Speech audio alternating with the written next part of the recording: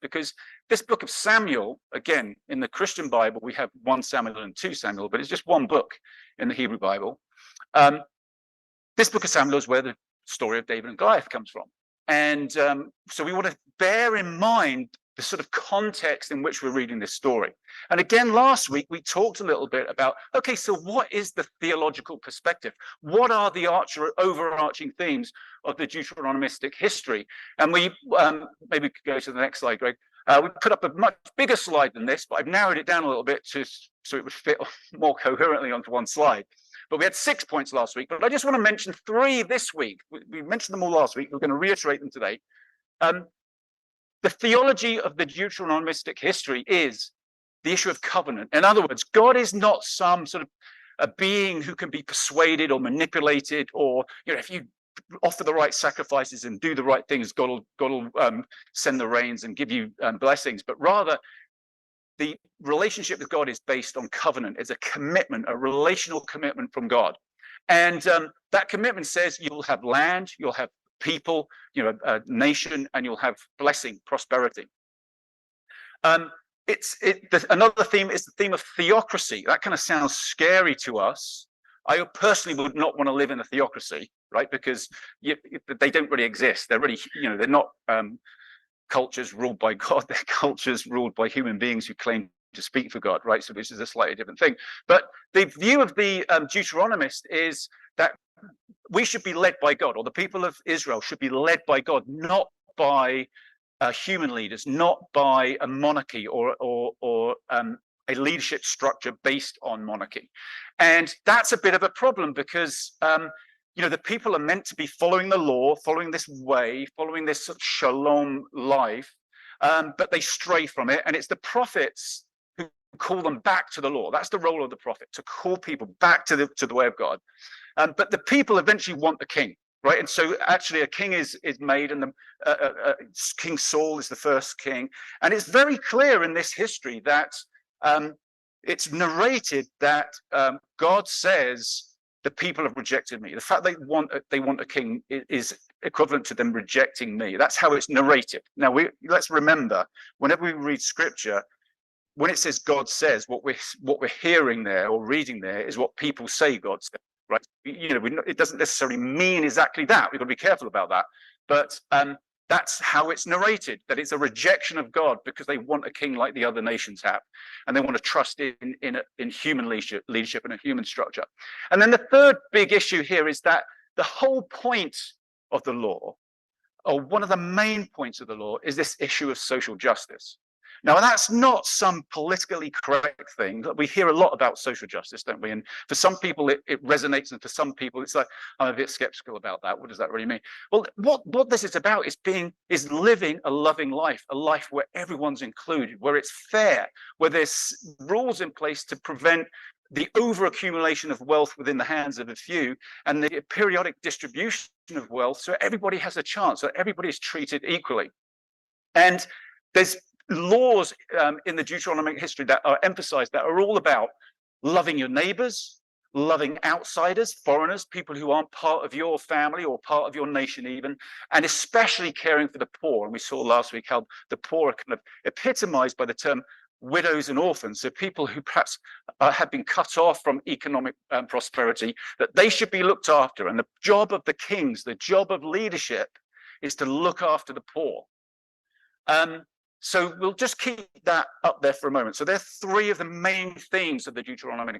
You can tell I'm having trouble saying that word, Deuteronomistic history. If you can say it, that's perhaps the beginning of understanding. Okay, so there's just 3 things. There's more, but there's just 3.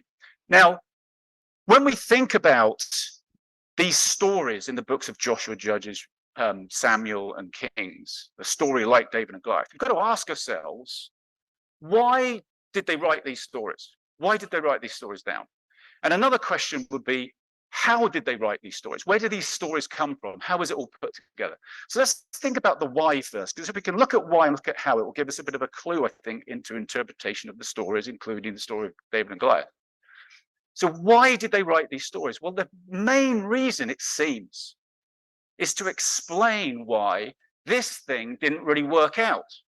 Because On the one hand, you've got this promise, God saying, I'm going to be with you, I'm going to bless you, nations are going to become great, etc., etc. The kind of promise we looked at a couple of weeks ago to Abraham. But then the history of the Hebrew people is calamity. It failed as a nation state. And we have sort of key dates there. Sometime early in the 10th century, you've got to ask the question, why did they elect a monarch? Or not even elect, but why was a monarch appointed when they were supposed to be in covenant with this issue with God? So we've got to explain that somehow. Secondly, around about 930 BCE, the kingdom divides. There's a civil war. It divides. You have Israel in the north, Judah in the south. So that wasn't supposed to happen, surely. Gets even worse. In 722 BCE, the northern kingdom is overrun by the Assyrian Empire and the country is just destroyed.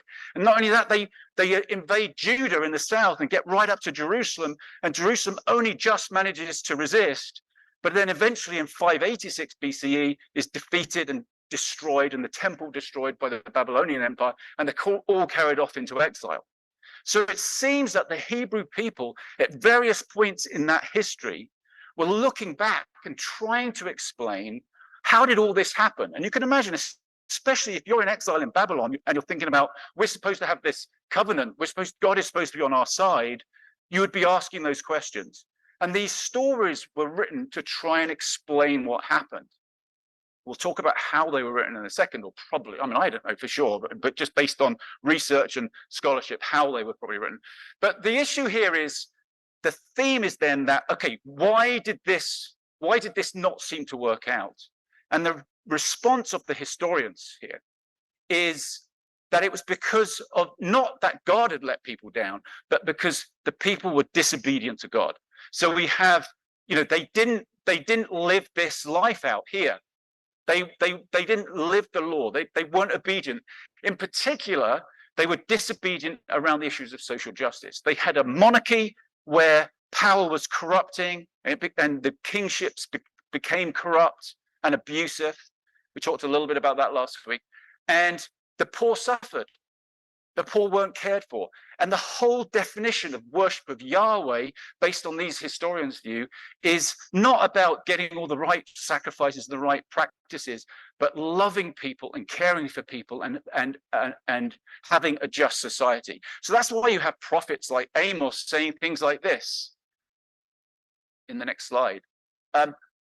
I hate, think of the language here. I despise your religious festivals.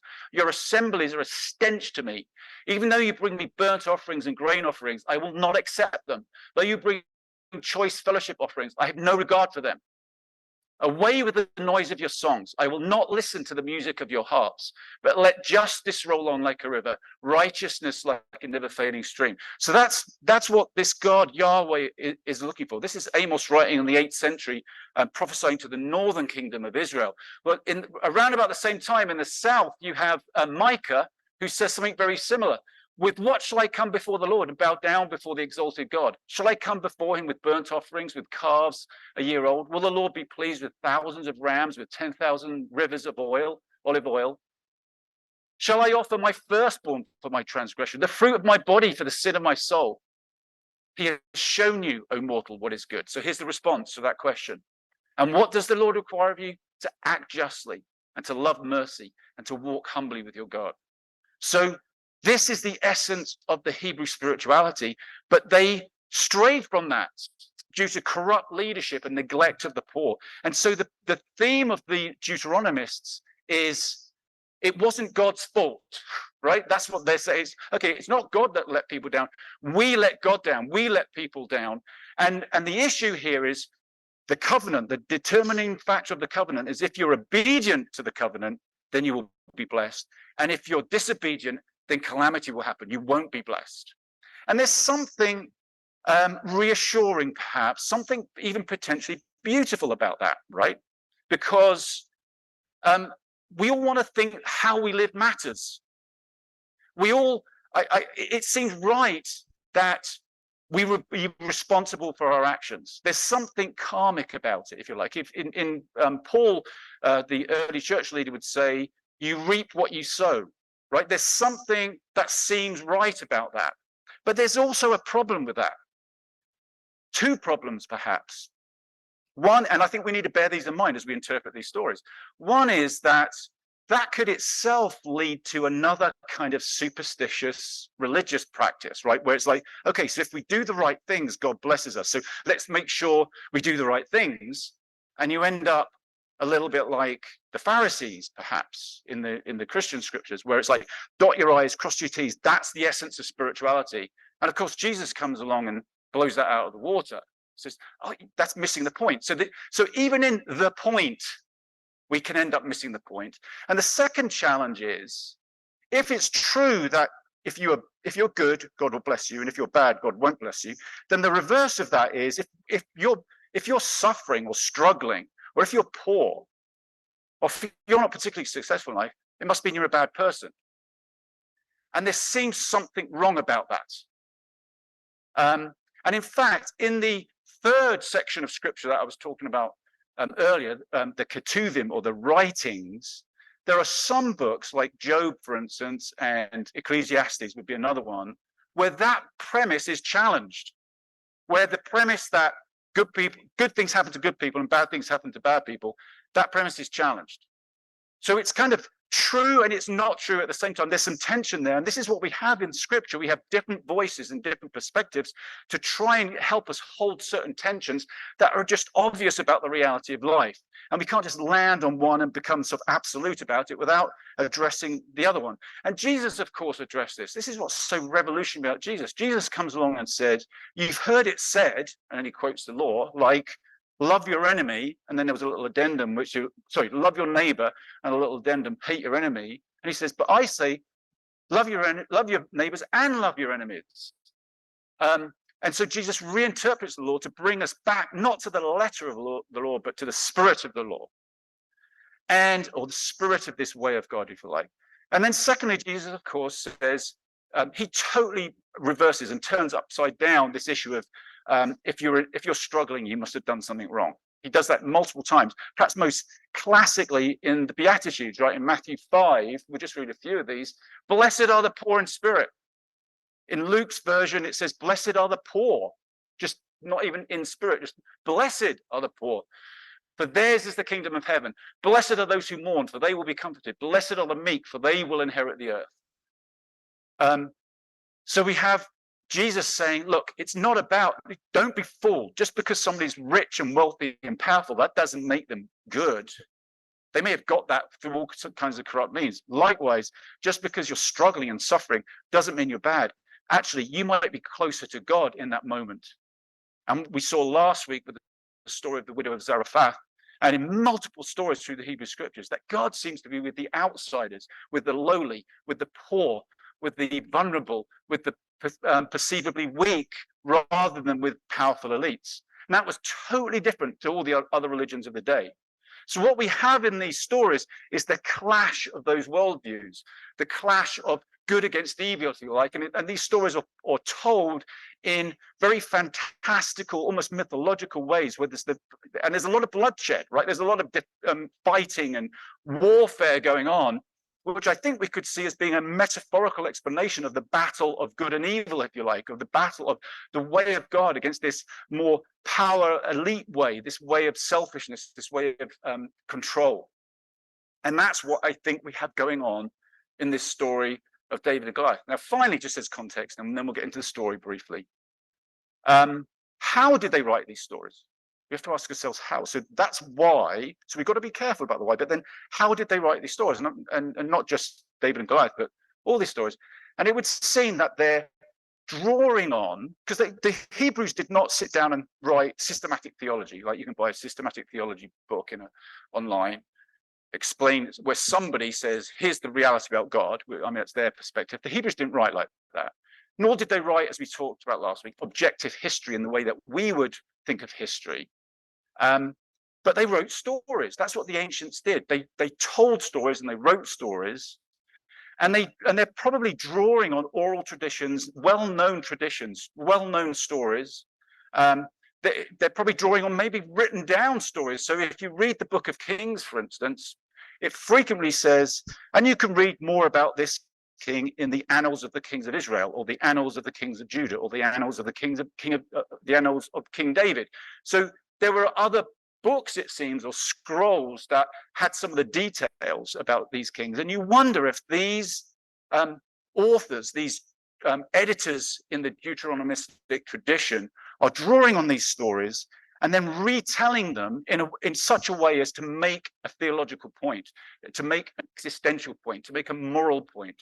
And they're retelling these stories. So when we read the stories, they don't feel like the story of David and Goliath. You know, a small person defeating a giant has a sort of folkloric feel about it, doesn't it? And that's probably because it's told that way. It's not necessarily meant to be interpreted literally. Because if we start interpreting it literally, then there's a heck of a lot of people getting killed and punished, and we might be convinced that that's the way of God and that's what we should be doing. But if we view this more as a story that's told for a certain reason, we can actually glean that truth and then start thinking about, okay, so how does this impact my life?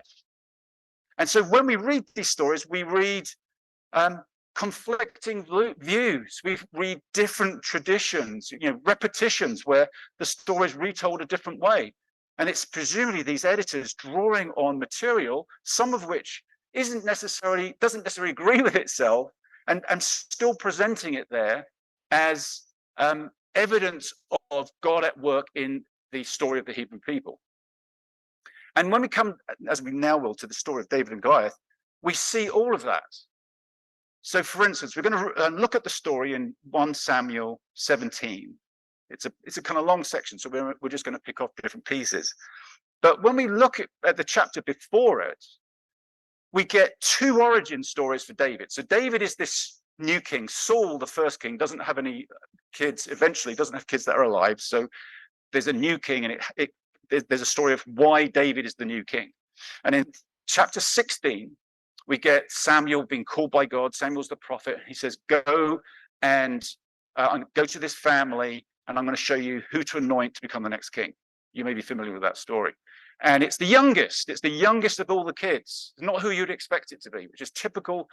Again, it's the small people. God is with the small people, with the young, rather than the youngest rather than the oldest, the less rather than the more. So, and we get in the next scripture here, the Lord said to Samuel, do not consider his appearance or his height, for I have rejected him. Which is kind of a reference to Saul, because Saul was this big guy. He was head and shoulders above everybody else. But this new king is not like that. The Lord does not look at the things people look at. People look at the outward appearance, but the Lord looks at the heart. So in that, there's an origin story for David, which is about, oh, he's the youngest. He's going to be a different kind of king. Then we get another origin story right after it, still in chapter 16, where Saul, the king, he's kind of going crazy, and David's this musician who comes and plays for him to sort of calm him down. And you get this sort of impression that, okay, David is this artistic, creative guy who's close to the heart of God, and Saul is this tormented individual. So so there's another origin story, and those two stories don't really communicate with each other. They're almost separate stories side by side. And then you get a third origin story, which is the Goliath story. So here's this shepherd kid that appears on the scene when the Israelites are fighting the Philistines, and this giant is coming out and tormenting them. And this shepherd boy comes out and defeats the giant. And at the end of the story, Saul says, who's that guy? Whose son is he? He doesn't even know who he is, it appears, when we've just had one story right before it where he's the harpist for Saul. So we have three origin stories which suggest three different traditions, and the writers saw fit to put all those in there because they tell different things about David and different aspects of David's life. We also have in these stories conflicting opinions. So here is an origin story about David, which is kings are good. Finally, we've got a good king. So there's a pro-monarchy story. But then later we have another famous story about David that we've probably all heard of, David and Bathsheba, where David rapes Bathsheba. Certainly there's no consent involved or recorded in the relationship. And he's become the abusive monarch. His power has corrupted him. So there's a sort of positive story about David, or positive stories, and there's negative stories about David, and they're all included. I think we should read into that we're meant to wrestle with these scriptures and just look at the tensions, live within those tensions, and work things out for ourselves about what we think they mean and what they say, rather than taking them literally and say, this means this, and that means that, and that's the end of it. So we're wrestling with literature, we're wrestling with brilliant storytelling. And David and Goliath is perhaps one of the best examples of that.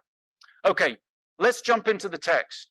Beginning of Samuel, 1 Samuel 17. Now the Philistines gathered their forces for war and assembled at Socoh in Judah. They pitched camp at Ephes Dammim between Socoh and Ezekiah. We're all familiar. Everybody sort of got their bearings, right? Saul and the Israelites assembled and camped in the valley of Elah and drew up their battle line to meet the Philistines. The Philistines occupied one hill and the Israelites another, with the valley between them. Okay, so what we have here, we don't know, right? Don't worry, we haven't got our bearings. So let's look at a couple of maps. Here's a map we've been looking at with of the ancient Near East. Here's the Eastern Mediterranean. We're talking about this region, right? Canaan here. So let's look at the next map, home in a little bit. This is the United Kingdom of Israel. This is before the kingdom was divided. And you can see here, so here's Israel. And then there's Philistine down there. It's pretty much the equivalent of the Gaza Strip today. And the Philistines had kind of become the arch enemy of the Hebrew people. So, you know, if we could almost see the Philistines as metaphorically representing everything that's against Yahweh, everything that's against the way of the Israelite people. And then if we home in a little more, we'll see some of these, next map, we'll see a little bit more detail about Philistia. And so it's around about this region here that this battle is going on. Now, this is the dotted line is believed to be the territory of the Philistines. We don't know exactly for sure because they weren't really a nation state. They were a confederation of big cities.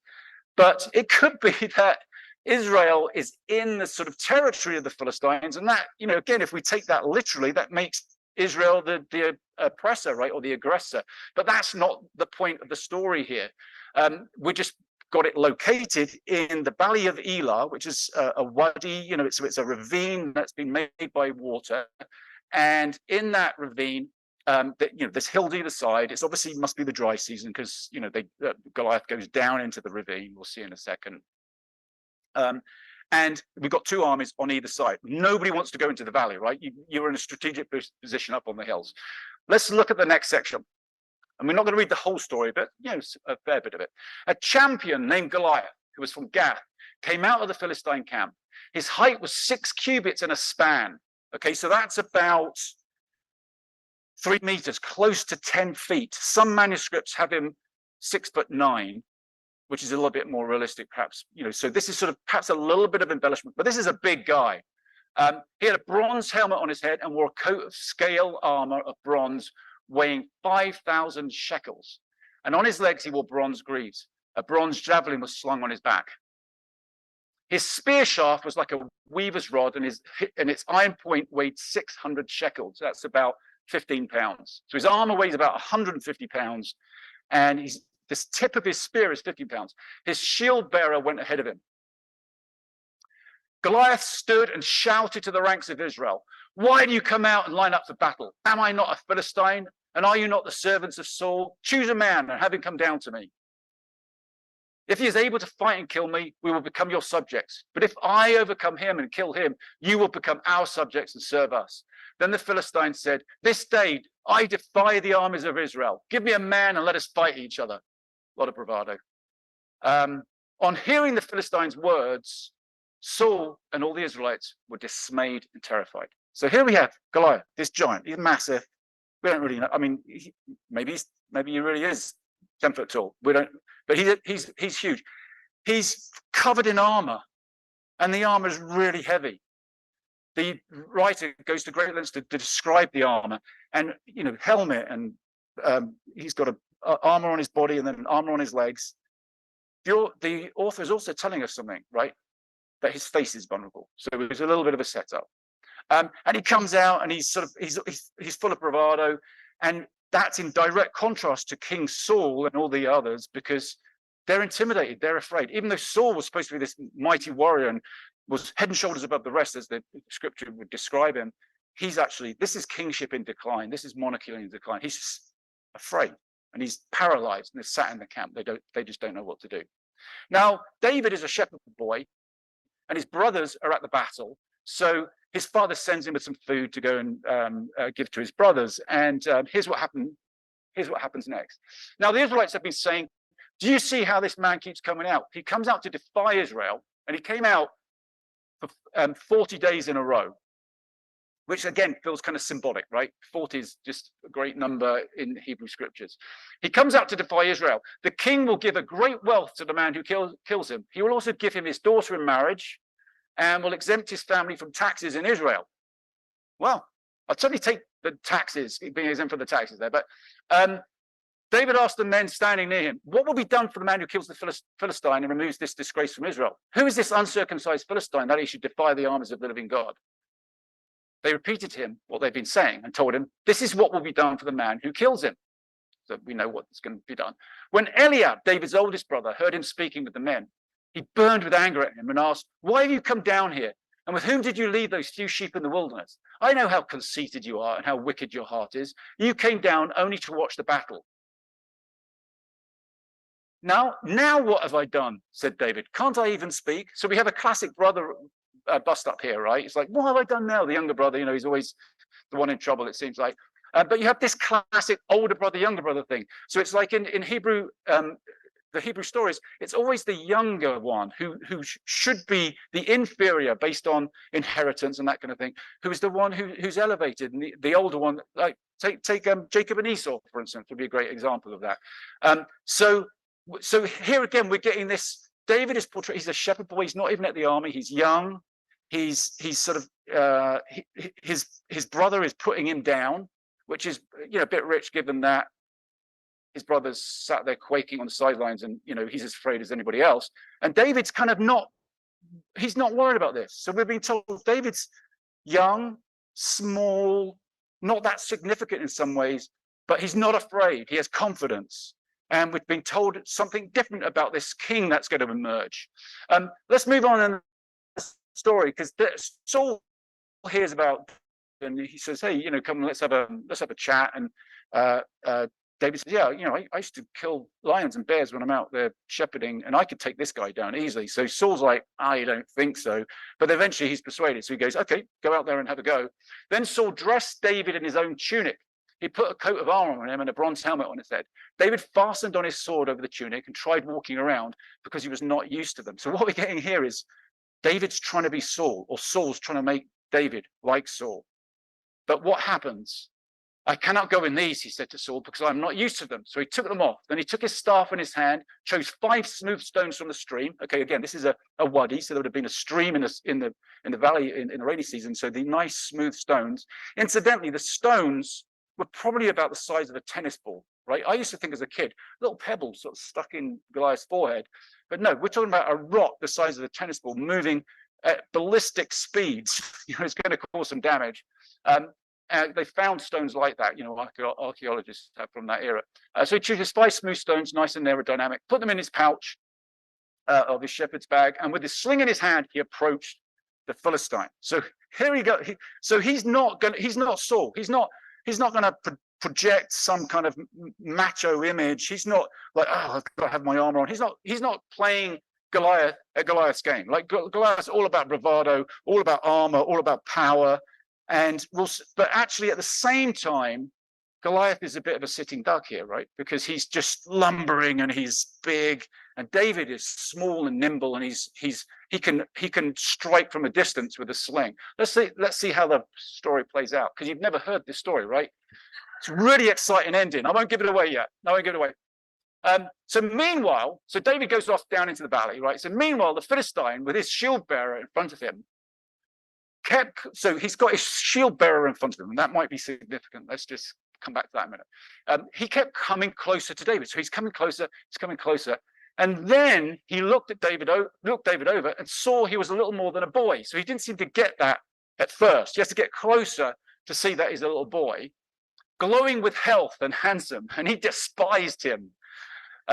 Great language, this. And he said to David, am I a dog that you come at me with sticks? Because he's got his staff, you know, doesn't seem to notice the slang. And the Philistine cursed David by his gods, Come here, he said, and I'll give your flesh to the birds and the wild animals. Even more bravado. So what we have is, so the shield bearer is leading Goliath out, it seems, or he goes ahead of him. And Goliath doesn't seem to get certain things until he gets a bit closer to David. Sounds like Goliath can't see very well. And one theory here, this is just pure projection, right? So, just bear with me for this. But it could be like, he's a giant, right? He could have a condition called acromegaly, right? You may be familiar with it. It's where the pituitary gland, a gland, gland that secretes hormones, growth hormone in the brain, becomes overgrown and produces too much growth hormone, turns you into a giant, right? And you have a certain physical characteristics. It can also affect your optic neurology, and mean you can have difficulty seeing. Let's just put it like that. It's complicated how it all happens. And it may be that this guy can't even see properly. He's just super intimidating, but actually he's very vulnerable, and he's been led out by his shield bearer because he has to sort of get closer. And he can't really tell what's going on until he gets closer to David. And he says, come here, because he wants David to come closer to him.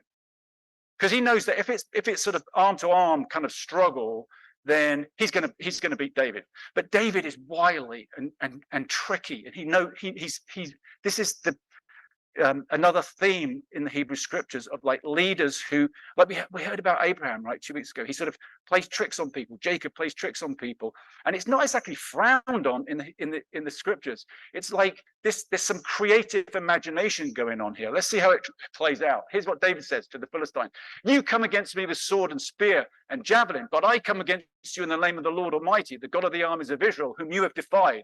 So we've already got some metaphorical sense here, right? It's not about weapons, it's about something bigger than this. This day the Lord will deliver you into my hands, and I'll strike you down and cut off your head. This very day I will give the carcasses of the Philistine army to the birds and the wild animals. We shouldn't really take this literally. And the whole world will know that there is a God in Israel. Again, sort of metaphorical sense here. All those gathered here will know that it is not by sword or spear that the Lord saves, for the battle is the Lord's, and he will give all of you into our hands. So again, we've got this sense of like, there's another meaning here. There's another plane. The battle is the Lord's. This is the battle of good against evil. This is the battle of justice against injustice. It's two systems colliding. It's a war that's being described to us in very military graphic terms. So David is not the least bit afraid, right? He's not the least bit afraid. Let's move on. As the Philistine moved closer to attack him, David ran quickly toward the battle line to meet him. He's quick, he's fast.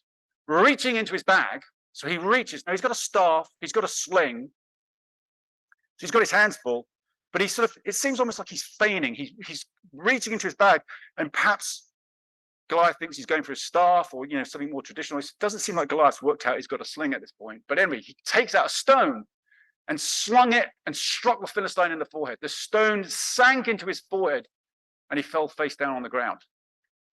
So David, and this statement here, I think, let's think of this. This sounds almost like a saying. This sounds like a tradition. Sounds like it could have been an oral tradition. So David triumphed over the Philistine with a sling and a stone. Without a sword in his hand, he struck down the Philistine and killed him.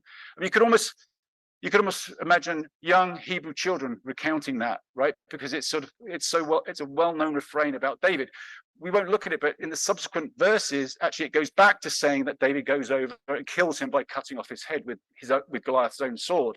So that's caused scholars to debate. Well, did he die without a sword or not? That's not the point. It's not. We're not meant to pick apart all these details, but look at, okay, something incredible happened here. King David seems to be a different kind of king. He's going to become a different kind of king, and his action, his heroism, his courage inspires all the other Israelites, and they rout the Philistine army. Okay, so as always, we have discussion questions and reflections for this week. So I've just sort of touched on a few aspects of that story, but we'll all get an opportunity to engage with the whole story, the whole chapter, in the discussion questions. I really encourage you to take advantage of those. And so wrestle with it and make your own mind about what you feel it means and what the challenges to you are. But I just want to pick on 3 things that I think this story challenges in me, at least. And perhaps some of us might be able to identify this. Okay, this is a story about faith that faces the giants of 3 things, in my view. Injustice, right? What's interesting here is David doesn't fight fire with fire. He doesn't take Goliath on his own terms, but rather he chooses he chooses his own strengths. Like he doesn't feel disempowered. He's not intimidated by the giant because he's conscious that there's things he can do. Just like we saw in that opening video clip this morning, if you were here early to watch it. No hands up about who saw it and who didn't. So, you know, rather than injustice can be really intimidating. Taking on injustice can be really intimidating. But we look at people throughout history who have refused to be intimidated and have been crafty and wily and clever and smart and courageous and skillful in the way they've gone about it, rather than just being paralyzed in the camp, sat there thinking, how on earth do we do this?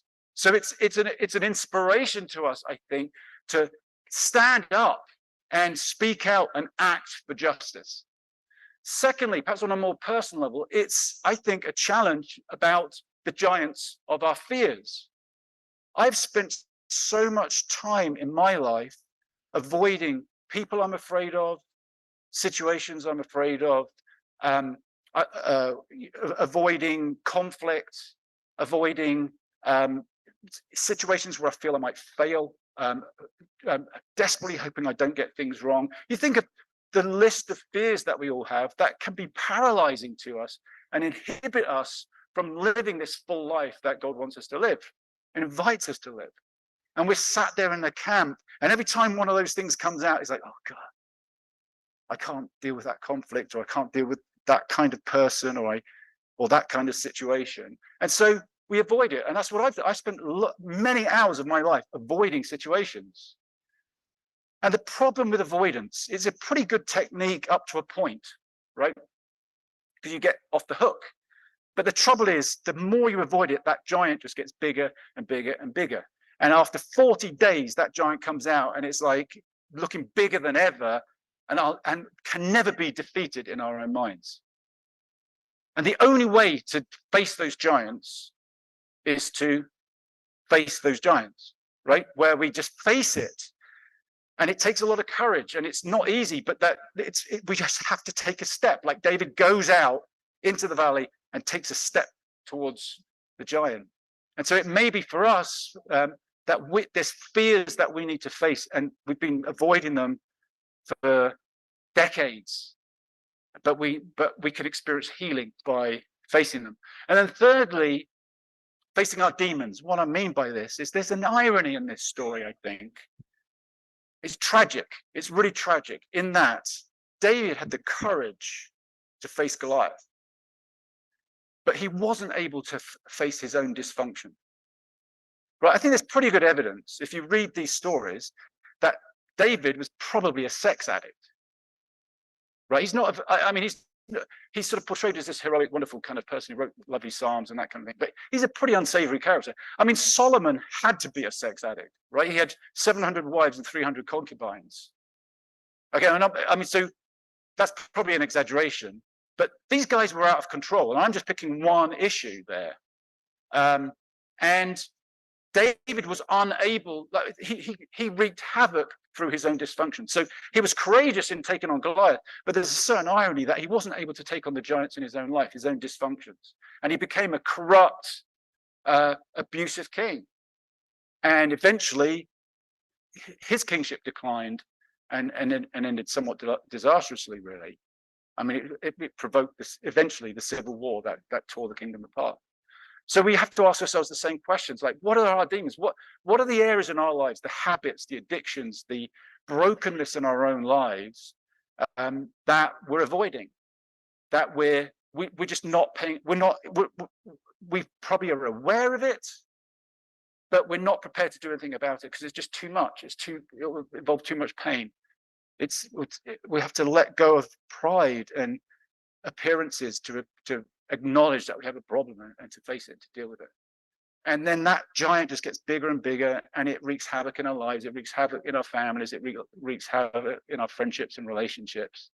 And it doesn't have to be that way.